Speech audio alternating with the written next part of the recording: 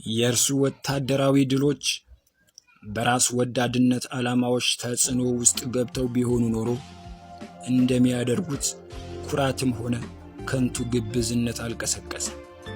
በእርሱ የኃያልነት ጊዜ ውስጥ እርሱ ተመሳሳይ የባህሪ ቀናነትን ምግባር ጠብቆ ዘልቋል።